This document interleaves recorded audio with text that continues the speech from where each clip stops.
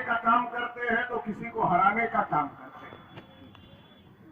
2022 का चुनाव नजदीक है, इसलिए तमाम पार्टी के लोग भी सभाएं कर रहे हैं, तमाम दलों के लोग सभाएं कर रहे हैं और राष्ट्रीय परिवर्तन मोर्चा भी अपनी सभाएं कर रहा है।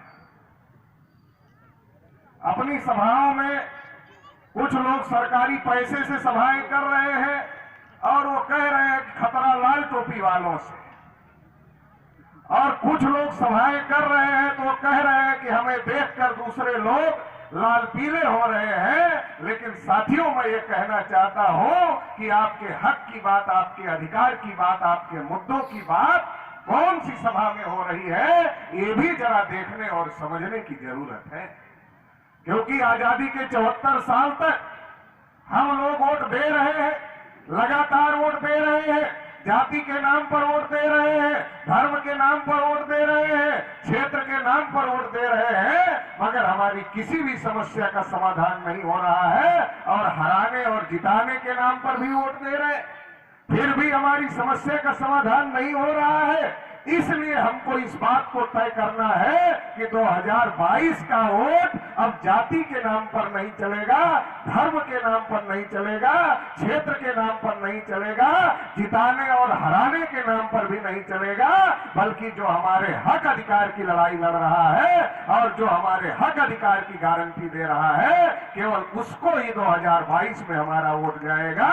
ये बात 2022 के चुनाव में तय करने की जरूरत है।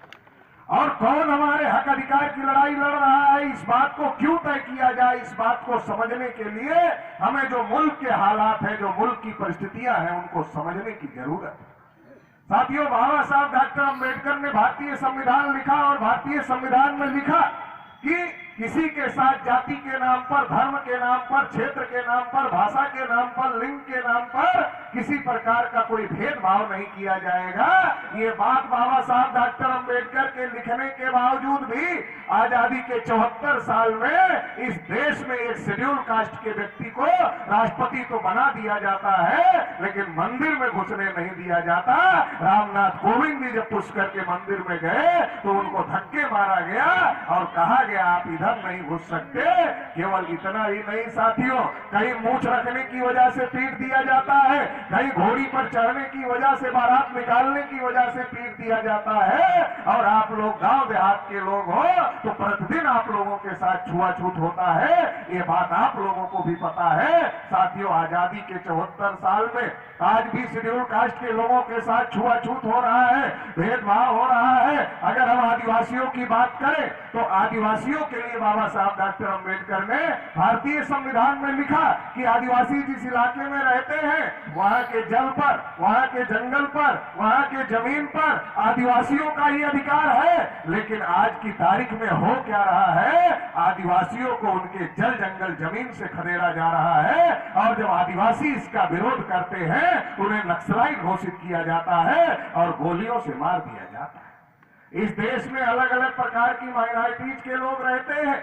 आप अखबारों में पढ़ रहे होंगे, टीवी में देख रहे होंगे कि क्रिश्चियनों के चर्चेज पर हमले हो रहे हैं। सिख लोग जब किसानों के समर्थन में खड़े थे और किसानों के समर्थन में लड़ाई लड़ रहे थे, 3 कृषि काले कानूनों को वापस करने की लड़ाई जब सिख लोग लड़ रहे थे तो सिखों को खालिस्तानी कहा जा रहा था। इस देश में किसी को माओवादी कहा जाता है, किसी को नक्सलवादी कहा जाता है, किसी को खालिस्तानी कहा जाता है। और जो देश की सबसे बड़ी माइनॉरिटी है जिसे मुस्लिम माइनॉरिटी कहा जाता है, आजादी के 74 साल में देश में मुसलमान अपने हक अधिकार की लड़ाई नहीं लड़ पा रहे हैं। वो लड़ाई न लड़ पाने का कारण है कि आजादी के 74 साल में कभी मुसलमानों को पाकिस्तानी के नाम पर बदनाम किया गया, कभी आतंकवादी के नाम पर बदनाम किया गया, कभी उनको विदेशी कहकर के बदनाम करने की कोशिश की गई। लगातार मुसलमानों को उनके एजेंडे और मुद्दे की लड़ाई नहीं लड़े, इसके लिए लगातार उनको खालिस्तानी, पाकिस्तानी, आतंकवादी कहा गया। 74 साल में मुसलमान केवल सफाई देने में लगे हैं, लड़ाई नहीं लड़ पा रहे हैं। साथियों, समझने की जरूरत है। हालत तो यहां तक खराब हो गए हैं कि मुसलमान के घर में किस चीज की बिरयानी पक रही है। आजकल ये मुसलमान नहीं तय करते, बल्कि मुसलमान के घर में किस चीज की बिरयानी पक रही है ये तय करने का काम भी आरएसएस, बजरंग दल और विश्व हिंदू परिषद के गुंडे करते हैं। इतने ज्यादा मुसलमानों के हालात खराब हो गए हैं। देश की एक बहुत बड़ी आबादी है जिसे पिछड़ा वर्ग कहा जाता है, जिसे ओबीसी कहा जाता है। आजादी के 74 साल में देश में जानवरों की गिनती हुई, कुत्तों की गिनती हुई, हिजड़ों की भी गिनती हुई, मगर जो पिछड़े हैं जिनकी आबादी देश में 60% है, उनकी गिनती तक आजादी के 74 साल में नहीं। हमने अपने पिछड़े वर्ग के लोगों को पूछा कि अरे भाई पिछड़े वर्ग के लोगों, दुनिया में कितने अजूबे हैं, क्या आपको पता है? तो पिछड़े वर्ग के पढ़े लिखे लोगों ने हमें कहा कि पटेल जी दुनिया में 7 अजूबे। हमने कहा अपनी तरफ नहीं देखा क्या? बोले अपनी तरफ देखने का क्या मतलब है? अरे हमने कहा भाई इस देश में लोकतंत्र है और लोकतंत्र में आप भी वोट डालते हो और आपकी आबादी आधे से अधिक है। जब आपकी आबादी आधे से अधिक है, लोकतंत्र में आप भी वोट डालते हो, तो आजादी के 74 साल में जानवरों की गिनती हुई, कुत्तों की गिनती हुई, हिजड़ों की गिनती हुई, मगर यदि हम पिछड़े वर्ग के लोग अपनी गिनती नहीं करवा पाए तो दुनिया के 8वें अजूबे से कम है क्या?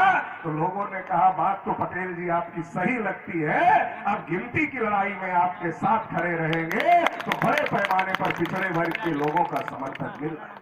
साथियों, अगर किसानों की बात करें, लाखों की संख्या में किसान आत्महत्या कर चुके हैं और मोदी जी ने 3 कृषि कानून लाए और 3 कृषि कानून मोदी जी लाए और फिर उसको वापस भी ले लिया। अब वापस ले लिया तो बीजेपी वाले कह रहे हैं ये हमारी बहुत बड़ी उपलब्धि हो गई, हमने वापस ले लिया। पहले कहते थे ये कानून अच्छे हैं, अब कह रहे हैं वापस ले लिया, ये हमारी उपलब्धि हो गई। और उस लड़ाई में जो 600-700 किसान मर गए उनके बारे में क्या होगा, इसके बारे में ना योगी जी बोल रहे हैं, ना ही मोदी जी बोल रहे हैं। मतलब तुमने ही हमारा सर फोड़ा और तुमने फिर पट्टी कराई और पट्टी कराने को तुम ये कह रहे हो ये उपलब्धि है, हमने तुम्हारी पट्टी कराई।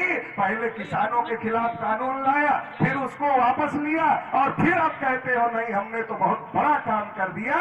अरे मोदी जी, तुमने कहा था कि हम 2014 में प्रधानमंत्री बनेंगे तो किसानों की आय दोगुनी करेंगे, लेकिन मैं यहाँ बैठे हुए लोगों से पूछना चाहता हूँ क्या किसानों की आय दोगुनी हुई? तो सारे किसान ये कह रहे हैं कि किसानों की आय दोगुनी नहीं हुई, बल्कि किसान इस बात को कह रहा मोदी जी से कि अरे भाई मोदी जी, जो आदमी ये कुर्सी बनाया है उसका मूल्य वो निर्धारित करता है। जो हम साइकिल खरीदते हैं तो साइकिल बनाने वाला उसका मूल्य निर्धारित करता है। हम जो मोटरसाइकिल खरीदते हैं तो मोटरसाइकिल बनाने वाला उसका मूल्य निर्धारित करता है। कहने का मतलब ये है कि हम जो भी सामान खरीदते हैं उसका मूल्य तय करने का अधिकार जो बनाता है उसके पास में है। मोदी जी, हम तो किसान हैं, हम भी फसल पैदा करते हैं, हम ये चाहते हैं कि आप हमको अधिकार नहीं दे रहे हो अपना दाम रखने का, तो कोई बात नहीं, कम से कम हमारे दाम की गारंटी दे दो, न्यूनतम समर्थन मूल्य हमको घोषित कर दो, उसकी गारंटी दे दो। लेकिन मोदी जी वो भी करने के लिए तैयार नहीं है। तो साथियों, हमको समझने की जरूरत है, देश में खेती किसानी घाटे का सौदा हो गया है और खेती किसानी घाटे का सौदा होने की वजह से बड़ी संख्या में किसान आत्महत्या करने का काम कर रहे हैं। अगर हम नौजवानों की बात करें तो हमारे समाज का नौजवान इंटर पास करता है, बीए पास करता है, बीएससी पास करता है, टेट पास करता है, सुपर टेट पास करता है और फिर कहता है कि अरे भाई हम भी पढ़े लिखे हो गए और इस देश के विकास में हम भी योगदान देना चाहते हैं, आप हमारे हाथ को काम दो। जब इस देश का नौजवान इस प्रदेश की सरकार को ये कहता है कि हमारे भी हाथ को काम दो, हम भी इस देश के विकास में अपना योगदान देना चाहते हैं, तो इस देश और प्रदेश की सरकारें नौजवानों के हाथ में काम नहीं देती, बल्कि लाठी डंडे मारकर नौजवानों का हाथ पैर तोड़ने का काम जरूर करती है। इतना ज्यादा देश के हालात खराब है।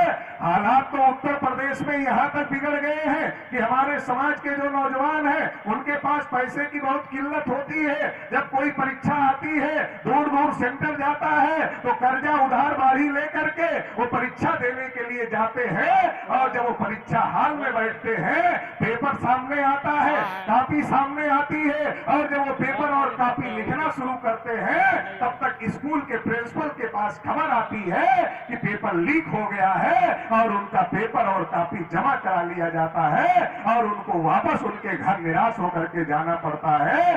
इतने ज्यादा हालात खराब है। अगर महिलाओं की बात करें तो आप प्रतिदिन अखबार में खबरें पढ़ो, चाहे उन्नाव का मामला हो चाहे हाथरस का मामला हो, केवल उन्नाव हाथरस हाईलाइट हो गया, लेकिन ऐसी बहुत सारी खबरें प्रतिदिन के अखबारों में रहती है और बहुत सारी खबरें अखबारों में भी नहीं आती है। बड़े पैमाने पर महिलाओं के ऊपर अन्याय और अत्याचार हो रहा है, सभी के ऊपर अन्याय अत्याचार हो रहा है। 2014 में जब मोदी जी आए थे तो कहा था मोदी जी ने, हम विदेश से काला धन लाएंगे और हर खाते में 15-15 लाख रुपया जमा करेंगे। हमारे लोग बहुत खुश हो गए थे कि अरे भाई, भारत में कोई पहली बार ईमानदार नेता आया है जो काला धन लाना चाहता है और गरीबों में बांटना चाहता है। ये पहला ईमानदार नेता आया है, इसको प्रधानमंत्री बना देना चाहिए। हमारे लोगों ने नरेंद्र मोदी को प्रधानमंत्री बनाया, मगर जब नरेंद्र मोदी प्रधानमंत्री बने तो काला धन तो वापस नहीं लाया, बल्कि बहुत सारे लुटेरों को विदेश भेजने का काम किया। और इतना तक ही नहीं किया, हमारे घरों की जो महिलाएं होती हैं, ये अपने डेली के खर्चे से थोड़ा थोड़ा पैसा बचा करके अपने पास में रखती है और जब परिवार पर कोई बड़ा संकट आता है, मान लो बच्चे की फीस नहीं जमा हो रही है, मान लो बच्चा बीमार हो गया, इलाज कराने की जरूरत है, तो हमारे घरों की महिलाएं वो पैसा निकालती है और उस पैसे से बच्चे की फीस जमा होती है, उस पैसे से बच्चे का इलाज होता है। लेकिन एक दिन जब प्रधानमंत्री बनने के बाद में मोदी जी रात को 8 बजे टीवी पर प्रकट हुए और कहा, भाइयों और बहनों, आज से 1000 और 500 के नोट बंद किए जाते हैं। 1000 और 500 के नोट बंद हो गए और हमारे घरों की महिलाओं ने जो आटे के कनस्टर में, चावल के कनस्टर में, पुराने बक्से में जो पैसा रखा हुआ था बचा बचा करके, अब वो जब नोट ही बंद हो गए वो सारा पैसा बाहर चला गया, आज तक नहीं आए। 10 लाख आने की बात थी, 15 लाख आने की बात थी, वो तो आया नहीं। और जो घर में रखा पैसा था वो भी इनके हाथ से चला गया, वो भी इनके पास में नहीं आया। तो साथियों, हमको समझने की जरूरत है। एक दिन फिर मोदी जी प्रकट हो गए और कहा, साथियों, जनता कर्फ्यू लागू किया जाता है। हमारे लोग रोजगार की तलाश में दिल्ली गए, मुंबई गए, लुधियाना गए, पंजाब गए, हरियाणा गए, कहां नहीं गए हमारे लोग। हर जगह हमारे उत्तर प्रदेश के लोग बिखरे हुए हैं। ये जो हमारे उत्तर प्रदेश के लोग हर जगह बिखरे हुए हैं, जब एकाएक जनता कर्फ्यू हो गया, लॉकडाउन हो गया, हजारों किलोमीटर हमारे लोगों को पैदल चलना पड़ा। इतनी बड़ी त्रासदी तो आजादी के समय जब देश का बंटवारा हुआ था, उसके बाद से कभी भी इतनी बड़ी त्रासदी देखने को नहीं मिली। ये पहला मौका था जब इतनी बड़ी त्रासदी देखने को मिली। हजारों किलोमीटर लोग पैदल चल रहे थे, महिलाएं पैदल चल रही थी, गर्भवती महिलाएं पैदल चल रही थी और रास्ते में बच्चों को जन्म देना पड़ रहा था। बहुत सारे लोग रास्ते में ही मर गए। इतनी बड़ी त्रासदी मोदी जी की वजह से आई। मोदी जी एक बात और भी 2014 के चुनाव के पहले जोर जोर से चिल्लाकर कहते थे कि मैं पिछड़ी जाति का हूं, मैं पिछड़ी जाति का हूं, मैं चाय बेचने वाला हूं, मैं नीच जाति का हूं। तो हमारे लोगों ने क्या सोचा, हम भी पिछड़ी जाति के, नरेंद्र मोदी भी पिछड़ी जाति के, नरेंद्र मोदी चाय बेचते हैं, इसका मतलब नरेंद्र मोदी गरीब है और हम लोग भी गरीब है। नरेंद्र मोदी गरीब, हम भी गरीब, नरेंद्र मोदी पिछड़ी जाति के, हम भी पिछड़ी जाति के, नरेंद्र मोदी अपने को बता रहे हैं वो नीच जाति के हैं, इसलिए अपमान होता है, हमारा भी इस मनवादी व्यवस्था में अपमान होता है। इसका मतलब नरेंद्र मोदी हमारे आदमी हैं, अगर इनको देश का प्रधानमंत्री बना दिया जाए तो हमारा कल्याण हो जाएगा।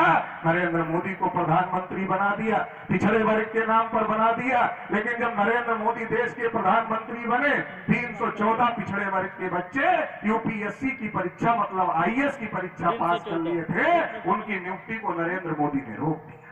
पिछड़े वर्ग के बच्चों का वजीफा बंद कर दिया, स्कॉलरशिप बंद कर दिया, पिछड़े वर्ग के लोगों को बजट में एक नया नहीं दिया।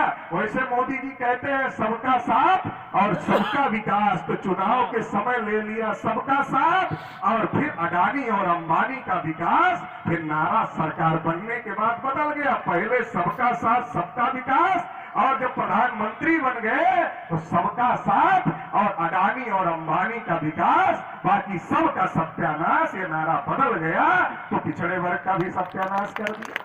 पिछड़े वर्ग को बजट में एक नया पैसा नहीं दिया। और पिछड़े वर्ग की गिनती करने का जो मामला था, जानवरों की गिनती किया मगर पिछड़े वर्ग की गिनती नहीं करने के लिए सुप्रीम कोर्ट में एफिडेविट देने का काम किया।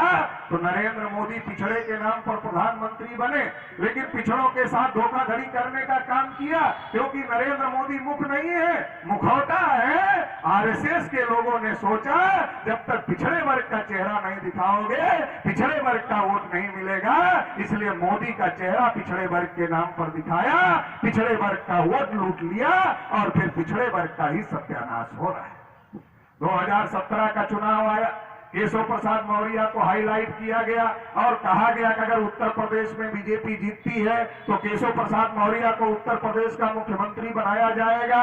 पिछड़े वर्ग के लोगों ने सोचा कितना बढ़िया समय आ गया है, नरेंद्र मोदी को तो देश का प्रधानमंत्री बना दिया है, अभी केशव प्रसाद मौर्य को एक पिछड़े वर्ग के आदमी को उत्तर प्रदेश का मुख्यमंत्री बना लेते हैं। पिछड़े वर्ग के लोगों ने बड़े पैमाने पर भारतीय जनता पार्टी को वोट दिया और जब बहुमत में भारतीय जनता पार्टी आ गई तो केशव प्रसाद मौर्य को उप बनाकर चुप कर दिया। केशव प्रसाद मौर्य को उप बनाकर चुप कर दिया और योगी आदित्यनाथ को उत्तर प्रदेश का मुख्यमंत्री बना दिया। पूरे उत्तर प्रदेश की 22-25 करोड़ आबादी में एक भी योग्य आदमी भारतीय जनता पार्टी के लोगों को नहीं मिला जिसको वो मुख्यमंत्री बना सकते थे। उत्तराखंड से आए हुए एक आदमी को, योगी आदित्यनाथ को, उत्तर प्रदेश के 22-25 करोड़ लोगों के सर पर बिठाने का काम किया। और अब जब सर पे बिठा ही लिया है तो पेशाब तो ऊपर से ही करेगा, और पेशाब करेगा तो हमारे लोग चिल्ला रहे हैं। तो क्या किया योगी आदित्यनाथ ने? सबसे ज्यादा फर्जी एनकाउंटर पिछड़े वर्ग के लोगों के कराए, सबसे ज्यादा फर्जी एनकाउंटर पिछड़े वर्ग के लोगों के कराए। पिछड़े वर्ग के अधिकारियों कर्मचारियों के ऊपर अन्याय अत्याचार किया। पिछड़े वर्ग के लोग जो सामंती ताकतों से, मनवादी ताकतों से अपने अपने इलाके में लड़ते थे, उनकी हत्याएं कराने का काम किया। इतना सारा का सारा काम योगी आदित्यनाथ ने किया। और इतना ही नहीं किया, भाजपा वालों ने हम लोगों को बताया था कि अरे भाई अखिलेश यादव की सरकार रहती है तो क्या होता है, सारी नौकरी यादव ले जाते। मायावती की सरकार रहती है तो क्या होता है, सारी नौकरी चमार ले जाते हैं। अरे हमारी सरकार बनाओ, हमें न यादव को देना है, हमें न चमार को देना है, हमें तो जो देना है बस आप लोगों को देना है। हमारे लोगों को बात समझ में आ गई, अरे भाई अब तो सब नौकरी हमें ही मिलेगी, तो हमारे लोग खुश हो गए। लेकिन साथियों मिला क्या, आप उठाकर देख लो, बांदा यूनिवर्सिटी की नियुक्ति उठाकर देख लो, गोरखपुर यूनिवर्सिटी की नियुक्ति उठाकर देख लो, योगी सरकार में जितनी नियुक्तियां हुई है उठा करके देख लो, किसी भी नियुक्ति में पिछड़े वर्ग को, शेड्यूल कास्ट, शेड्यूल ट्राइब के लोगों को पर्याप्त हिस्सेदारी नहीं मिली है, बल्कि एक जाति बिरादरी के लोगों का कब्जा करवाने का काम किया गया है। और जो 69,000 शिक्षक भर्ती का मामला आया, 69,000 शिक्षक भर्ती में राष्ट्रीय पिछड़ा वर्ग आयोग ने मान लिया कि इसमें आरक्षण घोटाला हुआ है। पिछड़ों की सीट पर मिश्रा जी चले गए, पिछड़ों की सीट पर दुबे जी चले गए, पिछड़ों की सीट पर चौबे जी चले गए, पिछड़ों की सीट पर तिवारी जी मास्टर बन गए, और जो पिछड़े वर्ग के जिनका हक था वो मास्टर नहीं बन पाए। इतना बड़ा घोटाला 69,000 शिक्षक भर्ती में हुआ है, जिसको लेकर लखनऊ में छात्र लगातार आंदोलन कर रहे हैं और उनको भी ये योगी सरकार लाठियों से पीटने का काम कर रही है। इतना बड़ा घोटाला हुआ ये मैं नहीं कह रहा हूं, ये राष्ट्रीय पिछड़ा वर्ग आयोग ने जांच करके साबित किया है। जब मोदी जी ने राष्ट्रीय पिछड़ा वर्ग आयोग बनाया तो उन्होंने ये कहा था कि भाई हमने राष्ट्रीय पिछड़ा वर्ग आयोग ओबीसी के लिए बना दिया, बहुत बड़ा काम कर दिया है। पिछड़ा वर्ग आयोग बनाया, बहुत बड़ा डंका पीटा। अरे मोदी जी जब आपने आयोग बनाया तो डंका पीटा कि हमने तुम्हारे लिए आयोग बना दिया। अब उस आयोग की बात ना आप सुन रहे हो, ना आपके मुख्यमंत्री योगी जी सुन रहे हैं, तो आयोग पिछड़ों के किस काम का है? 69,000 शिक्षक भर्ती में हमारे लोगों के साथ में घोटाला हुआ, बहुत बड़ी धोखाधड़ी पिछड़े वर्ग के लोगों के साथ में भारतीय जनता पार्टी के लोगों के द्वारा की गई। और वो करने के पीछे का कारण है कि हम या तो जाति के नाम पर वोट देते हैं या तो धर्म के नाम पर वोट देते हैं। यही लोग आकर हमारे बीच में कहते हैं तुम भी हिंदू हम भी हिंदू, गर्व से कहो हम हिंदू हैं, और एक एक मुसलमान 14-14 बच्चे पैदा कर रहे हैं। देश पर मुसलमानों का कब्जा हो जाएगा, इसलिए सारे हिंदू इकट्ठा हो जाओ।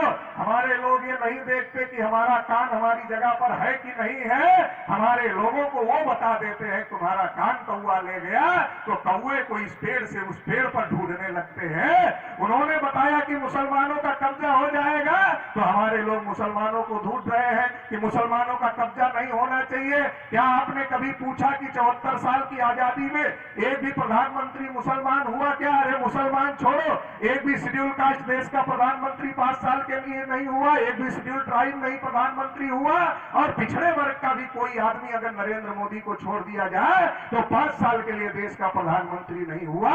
तो हमें इस बात को समझने की जरूरत है। ये जो मुसलमानों का डर हमें दिखाया जाता है, ये मुसलमानों का डर इसलिए नहीं दिखाया जाता कि देश पर मुसलमानों का कब्जा हो रहा है। सच्चर कमीशन कहता है मुसलमानों की हालत अनुसूचित जाति जनजाति से भी ज्यादा खराब है। अगर उतना खराब है तो कब्जा कहां से होगा? कब्जा नहीं हो रहा है। डर इसलिए दिखाया जाता है कि 5 साल ये आपका वोट हिंदू के नाम पर लेते हैं, फिर आपको लात जूते मारने का काम 5 साल करते हैं, अगले 5 साल बाद आप काम का हिसाब ना मांगो, इसलिए आपको कहते हैं मुसलमान से खतरा है, देश पर मुसलमान का कब्जा हो जाएगा, इसलिए वोट दे दो। और जब जब हमने हिंदू मुसलमान की लड़ाई लड़ी है, हमारा नुकसान हुआ है। 92 में 52% ओबीसी को केवल 27% आरक्षण मिला था, 27% में क्रीमी लेयर लगा दिया गया था। मंडल कमीशन की 40 सिफारिशों में से केवल 1 सिफारिश लागू की गई थी। पिछड़े वर्ग के साथ बहुत बड़ी धोखाधड़ी हुई थी। अगर इस धोखाधड़ी को पिछड़े वर्ग के लोग समझते तो संसद घेरने का काम करते, और अगर संसद घेरते तो पिछड़े वर्ग को उनका अधिकार मिल जाता। लेकिन संसद ना घेरे, इसलिए आरएसएस, बजरंग दल, विश्व हिंदू परिषद के लोगों ने विनय कटियार को आगे किया, कल्याण सिंह को आगे किया, उमा भारती को आगे किया, परवीर तोगड़िया को आगे किया, और क्या कहा? चलो अयोध्या, वहां राम का मंदिर बनाना है। हमारे लोग वहां गए जिनको संसद घेरना चाहिए था अपने अधिकार के लिए, उन्होंने बाबरी मस्जिद घेर लिया और बाबरी मस्जिद गिर गई। अभी मंदिर बन रहा है, तो हमने आरएसएस बीजेपी वालों को पूछा, अरे भाई मंदिर का ट्रस्ट बनाया तो चलो दूसरे ओबीसी वाले लोग खराब होंगे, लेकिन विनय कटियार तो बढ़िया वाले हिंदू हैं, कल्याण सिंह तो बढ़िया वाले हिंदू हैं, उमा भारती तो बढ़िया वाली हिंदू हैं, परवीर तोगड़िया तो बढ़िया वाले हिंदू हैं, रितंबरा तो बढ़िया वाली हिंदू हैं, कम से कम इनको ही उस पे रख देते ट्रस्ट में, दूसरे लोगों को ना रखते। मगर एक भी ओबीसी के आदमी को ट्रस्ट में नहीं रखा। आपकी लाखों नौकरियां भी गई और ट्रस्ट में भी आपके एक आदमी को नहीं रखा। पिछड़े वर्ग का इस्तेमाल करो और फेंक दो, ये इनकी नीति है। इस नीति को हम लोगों को समझने की जरूरत है, पिछड़े वर्ग के लोगों को समझने की जरूरत है, और उनके हक अधिकार की लड़ाई लड़ने वाला विकल्प पिछड़े वर्ग के लोगों को खड़ा करने की जरूरत है। साथियों, ये बात आरएसएस बीजेपी के लोग भी जानते हैं कि उन्होंने हमारे लिए कुछ नहीं किया, इसलिए वो सोचते हैं जब हमने इनके लिए कुछ नहीं किया तो फिर कैसे इनका वोट मिलेगा, ऐसे तो इनका वोट नहीं मिलेगा, तो इनके चेहरे दिखाओ। इसलिए आपने देखा होगा 22 चुनाव के पहले 27-28 मिनिस्टर बनाएंगे, 27-28 मिनिस्टर बैकवर्डों के बनाएंगे। वो ऐसे मिनिस्टर हैं जिनकी इतनी औकात है कि दरोगा भी उनकी बात नहीं सुनता, ऐसे मिनिस्टर बनाएंगे। उनकी इतनी भी औकात नहीं दरोगा उनकी बात सुने। लेकिन जब वो हमारे गली मोहल्ले में आते हैं, 2-4 गाड़ी लेकर के आते हैं, साथ में पुलिस की स्कॉर्टिंग भी होती है, तो हमारे लोगों को लगता है अरे 4 गाड़ी लेकर नेता आया है, साथ में पुलिस भी सिक्योरिटी में आया है, इसका मतलब बड़ा नेता है। अरे काहे का बड़ा नेता है? जिसका कोतवाल दरोगा नहीं सुनता उसको तुम बड़ा नेता मानते हो? वो बड़ा नेता नहीं है, वो आपका वोट लूटने के लिए उसको बड़ा बनाया जा रहा है, बड़ा दिखाया जा रहा है। मैं आपको कहना चाहता हूं, जब जंगल कट रहा था तो जो कुल्हाड़ी जंगल को काट रही थी, उस कुल्हाड़ी में जो बेत लगा हुआ था वो लकड़ी का लगा हुआ था। तो जो पेड़ देख रहे थे वो पेड़ क्या कह रहे थे?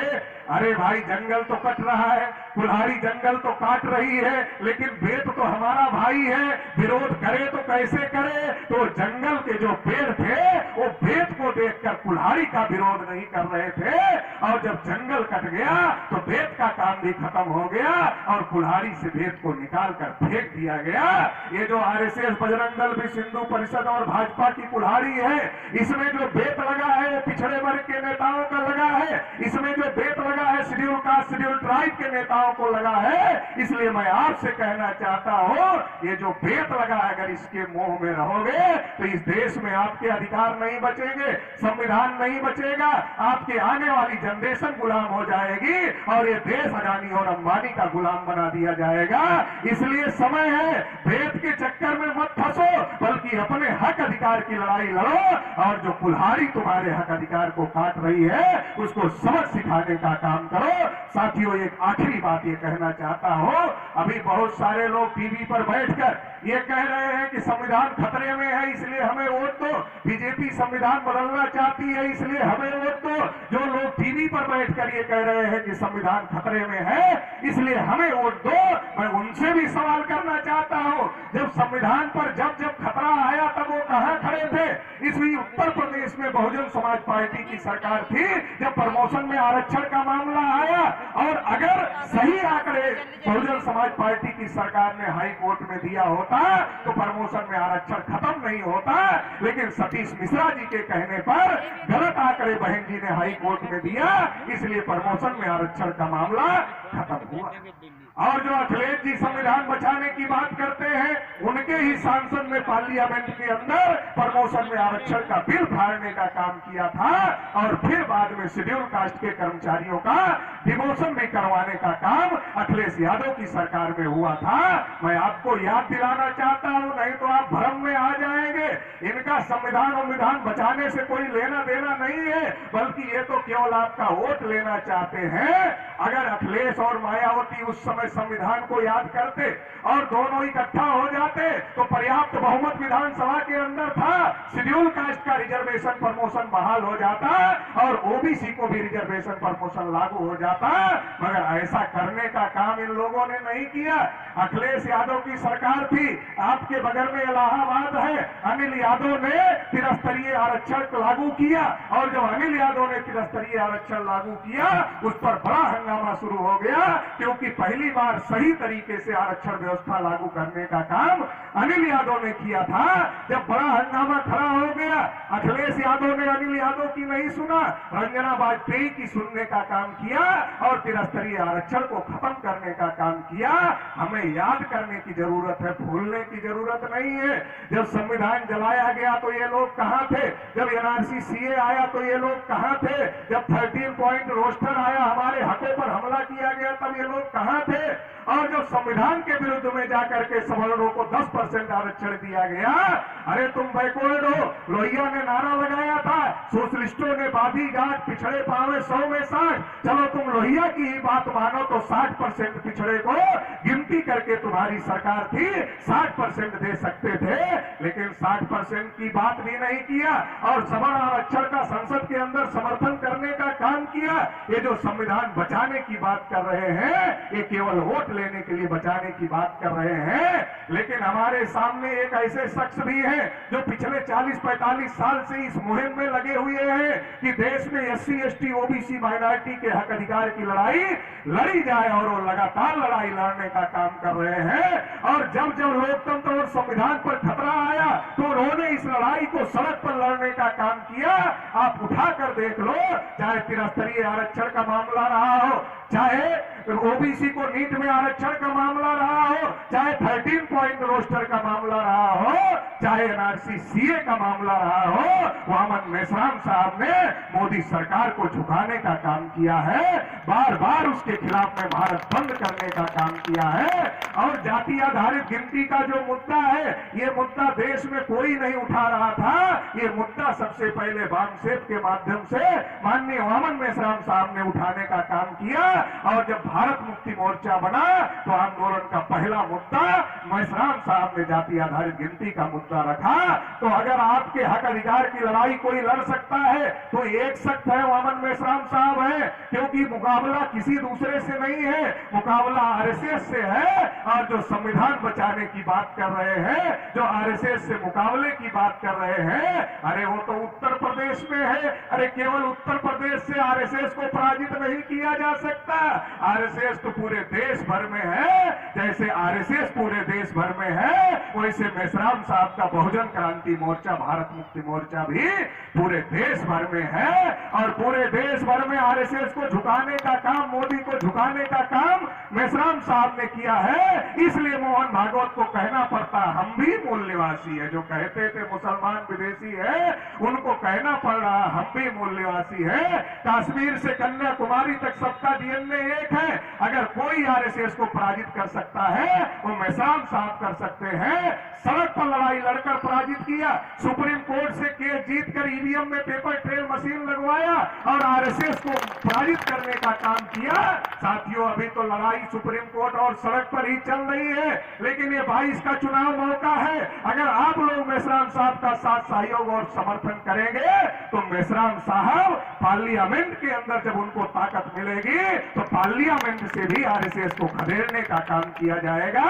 2022 में मौका है। जो मोदी को उत्तराखंड से ला करके यूपी वालों के सर पर थोपा गया है और वो सर पर बैठकर पेशाब कर रहा है, उसको उखाड़ फेंकने का मौका 2022 में है। 22 में आरएसएस को उत्तर प्रदेश से खदेड़ो और 24 में आरएसएस को देश से खदेड़ने का काम करो। ये काम केवल मेश्राम साहब कर सकते हैं। मेश्राम साहब के अलावा कोई इस काम को नहीं कर सकता है। इसलिए हराने और जिताने की बात छोड़ो, जाति बिरादरी धर्म छोड़ो, संविधान रहेगा, अधिकार संवैधानिक रहेंगे तो सबको फायदा होगा। उस लड़ाई के लिए मेश्राम साहब को मजबूत करो, राष्ट्रीय परिवर्तन मोर्चा को मजबूत करो और यहां से जाकर के एक एक वोट राष्ट्रीय परिवर्तन मोर्चा के समर्थन में डलवाने का काम करेंगे। ऐसी आशा और उम्मीद के साथ आप लोगों ने मुझे सुना, इसके लिए आभार, धन्यवाद। जय मुल्ले।